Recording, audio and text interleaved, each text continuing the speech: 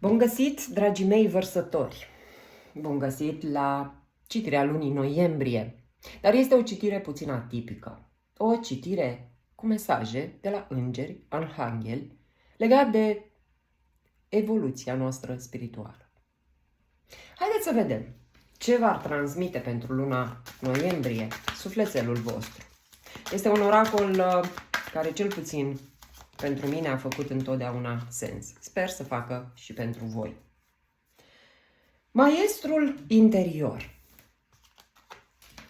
Mesajul spiritului pentru voi vă spune așa: vei primi niște semne sub forma unor mesaje repetitive. Este modalitatea de comunicare a Universului cu noi. De exemplu, sub forma unor numere, a unor pene sau a unor bani găsiți pe drum. Fii atent, căci este posibil să întâlnești o persoană necunoscută care îți va aduce informațiile necesare evoluției tale spirituale. Se anunță un pas important în evoluția ta spirituală pentru luna noiembrie. Cel mai probabil un îndemn, un sfat, un mesaj total neașteptat de la o persoană necunoscută, care probabil este un înger, îți va transmite ceva foarte important pentru tine. Haideți să vedem ce vă transmit îngerii. Îngerul Brigid îți spune că paza bună trece primejdia rea. Poate ar fi mai bine să te asiguri, să privești mai profund situația în care ești, înainte de a merge mai departe. Simt aici o tendință de a renunța, dar este o renunțare tocmai pentru faptul că ai privit superficial situația ta. Poate ai nevoie să analizezi mai mult. Poate ar trebui să regândești poziția ta în situația prin care treci. Poate n-ai fost obiectivă. Ar fi bine, înainte să iei o decizie radicală, să regândești situația. O experiență de viață ce poate te-a ajutat să ai o înțelepciune aparte. O poți transmite. Arhanghelul Gabriel spune că ai niște mesaje de transmis. Bineînțeles, pot fi mesaje pentru cei din jurul tău, mesaje pentru publicul larg, poate ai o carieră în care ești văzut, auzit de un public mai larg. Cu siguranță mesajele tale îi pot ajuta pe ceilalți. Îndrăznește. O inițiere. Aș spune eu că treci la o etapă următoare în drumul tău spiritual. Arhanghelul Metatron impulsionează evoluția ta spirituală. Te asistă, te susține la fiecare formă de inițiere. Aș spune eu că poate, nu știu, te apuci de Reiki, poate știu eu ce forme din astea spirituale care te pot ajuta pe drumul tău. Poate ai de gând să faci vreun curs care te poate ajuta. Iubește-te și acceptă-te exact așa cum ești. Drumul acesta spiritual spre asta ne duce pe toți. Să ne iubim și să ne acceptăm atât partea de umbră cât și partea de lumină din noi. Nu-i de ajuns să spunem noi suntem buni, suntem blânzi, suntem perfecți și să nu acceptăm că suntem poate și invidioși, că suntem poate răutăcioși, că suntem geloși, că suntem agresivi și așa mai departe. E foarte important să știm să ne acceptăm și părțile astea din noi. Drumul spiritual spre asta ne duce pe toți. Să ne iubim și să ne acceptăm exact așa cum suntem. Imperfecți. Perfecți. În imperfecțiunile noastre. Cuvinte plăcute. Limbajul manifestat de tine în această lună are o putere de binefacere. E poate un mesaj din inimă pe care l-ai de transmis, care vine plin de blândețe și poate fi transformator pentru cei din jurul tău. Ia, gândește-te așa puțin. Ce crezi tu că ai de transmis? Și nu neapărat întregii lumii. Poate ai ceva pe suflet să le spui oamenilor pe care îi iubești. Poate e timpul să transmiți ceea ce ai în suflet.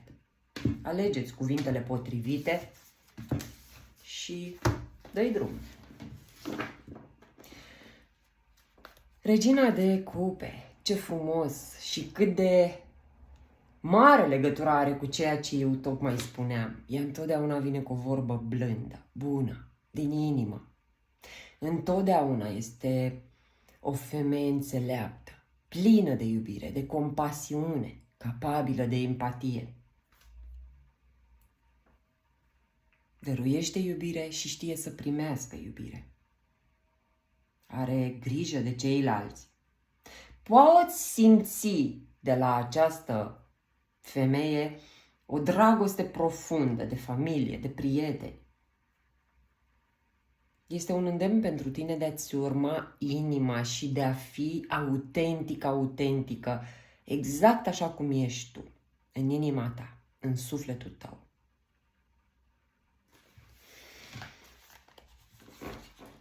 Optul de spade mi-arată aici că ai senzația că ești prins sau prinsă într-o capcană din care nu ai cum să ieși. E doar o iluzie pe care o creează propria ta minte. De ce? Pentru că gândești prea mult. Știți vorba aia, sau cel puțin, nu știu, o foloseam noi. Mi-amintea foc, așa simt eu la voi. Gândurile tale sunt atât de multe, atât de rele, încât îți dau iluzia că n-ai ce să faci, nu poți să schimbi situația în care ești deloc. Nu ține de tine, ești în pom și pom în aer. N-ai încredere deloc în tine. Din ce credeți că vine asta? Din faptul că nu te iubești și nu te accepti exact așa cum ești. Ce vei vedea în jurul tău? Că nici ceilalți nu te acceptă. Vei vedea în jurul tău oameni care îți vor face exact ce îți faci tu ție. Sper că mă fac înțeleasă.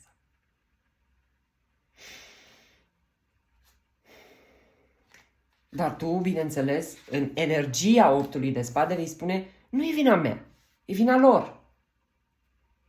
Ei gândesc așa. Nu. Tot ce e în realitatea noastră e despre noi. Ceilalți doar ne arată. Treiul de bâte ne arată aici o călătorie pe care tu o începi. Bineînțeles, poate fi fizică, dar o călătorie spirituală o simt mai degrabă. Niște planuri pe termen lung, poate ai aici niște planuri pe drumul tău spiritual. Și știi ce? Cred că pentru prima dată o să-ți vezi interesul. O să o iei la fugă cu cei al tău, tocmai pentru a găsi acel sens pe care tu îl cauți. Cred că este tendința pe care tu o ai și mi-a atras atenția primul mesaj. Poate nu este chiar înțeleaptă mișcarea asta a ta. Poate chiar ar fi bine să te gândești. Tarotul ne arată ce tendințe avem, înspre ce mergem. Dar nu întâmplător vin mesajele din oracol, de la îngeri mai ales. Poate ar fi bine să te gândești mai bine. Oare e corect ce faci tu? Oare e ok?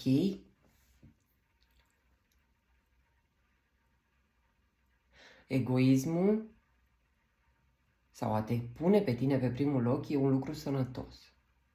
Dar depinde cum este făcut. și să nu fie în detrimentul celorlalți. În 7 de spade minți. În 7 de spade ascunzi lucruri de ceilalți, care, bineînțeles, pot dăuna grav sănătății celorlalți, nu? Echilibru îmi arată că te vei liniști. În momentul în care te vei liniști și vei reuși să echilibrezi tendința asta a ta de a fugi, de a te ascunde, ba de a rămâne blocată, vei reuși să-ți găsești bucuria. Poate de-aia și vin niște provocări, pentru că eu simt că luna noiembrie pentru tine vine cu niște provocări să te facă să vezi diferit situația și să simți sau să vezi pe pielea ta cu adevărat ce înseamnă echilibru. Controlul de sine. Tu vei învăța în luna noiembrie să te controlezi. Să-ți controlezi reacțiile. Să-ți controlezi impulsul ăla de a demara în trombă ceva. E o mai mare răbdare pe care o să o arăți în luna asta, un control de sine mult mai bun decât ai putut să faci până acum. Și ce crezi tu? Apare și succesul. Bucurie. Da, treci prin multe luna asta, dar să știi că o să fii recunoscător la sfârșit de lună că ai trecut prin ele. Îți va schimba total perspectiva de viață. Perspectiva în relațiile tale, în cariera ta și așa mai departe. Sfatul pentru tine e să te decizi. Mai ales dacă știi că ești o persoană destul de nehotărâtă. Învață să iei decizii din calm, dintr-o stare de calm și echilibru. Nu la repezeală, nu făcând lucruri pe ascuns, nu mințindu-te pe tine. Pentru că avem impresia că îi mințim pe ceilalți, dar nu, ne mințim pe noi, de cele mai multe ori. Sper că v-au ajutat mesajele mele. Vă pup, dragilor, vă mulțumesc din suflet că sunteți alături de mine zi de zi și nu uitați că aștept cu nerăbdare mesajele voastre în comentarii să-mi spuneți cum vă plac astfel de etalări. Vă pup! O lună minunată! Pa, pa!